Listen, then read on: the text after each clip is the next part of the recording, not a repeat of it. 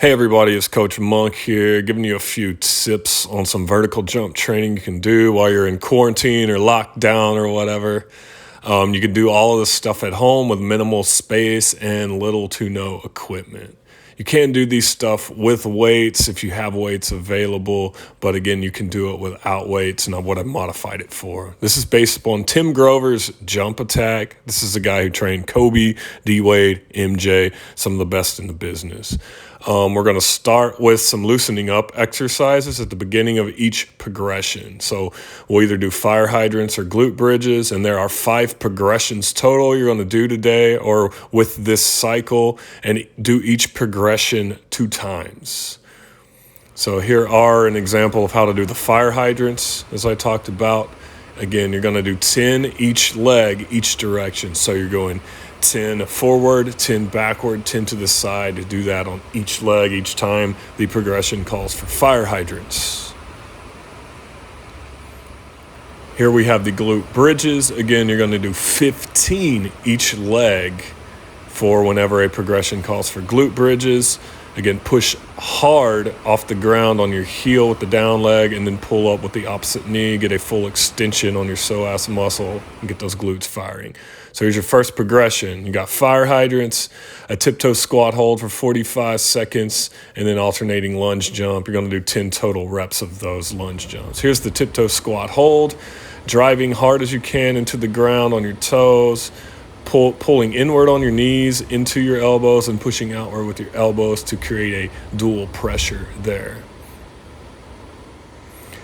Then here we got the lunge jump. So you're alternating legs on this, and you're going to keep the forward leg straight, alternate, and then kick your butt with the opposite leg. Progression 2, we got split squat pumps and some depth jumps with glute bridges at the front. So here's the split squat pump. Again, a lot like a Bulgarian split squat, but instead we're jumping off the ground, pulling that leg up and landing, working on creating concentric force there. And then here we have our depth jumps, also known as reactive vertical jumps. So get yourself something to drop off of. Again, a foot, 2 feet. It doesn't have to be high. Explode off the ground as high as and as quickly as possible. Our third progression, we're going to start with fire hydrants, and we got a hamstring hold. So the hamstring hold, you'll see you're going to start it like you're doing a deadlift, like a frozen deadlift. So feet shoulder width apart, and then you're going to hinge at that hip, keep your glutes locked tight, and keep that back straight. Don't round your back. So you'll see me holding it here, just like would be doing a deadlift hold or a straight leg deadlift, and that's what we're simulating. Hold this for 45 seconds. Put the stress on the muscles and get ready to fire for our one-legged butt kickers. So on the one-legged butt kickers, you're doing 6 on each leg.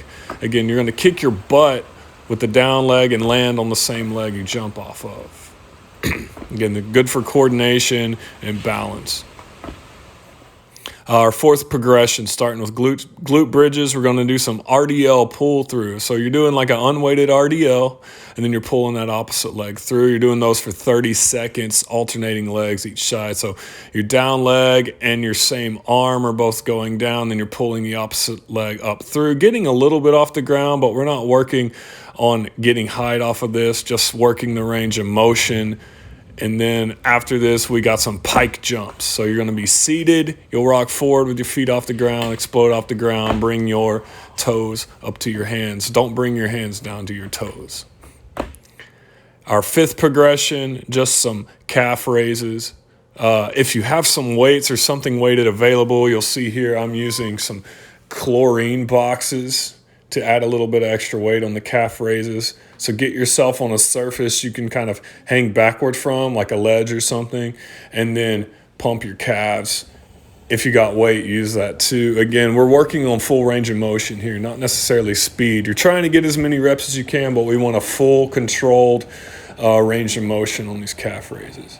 Then at the end of each progression, you want to do this quad stretch. So put the front leg forward on something elevated, back leg, you're going to grab with the opposite arm and then pull forward. Now, if you're not fatigued from doing all this, do some target jumps.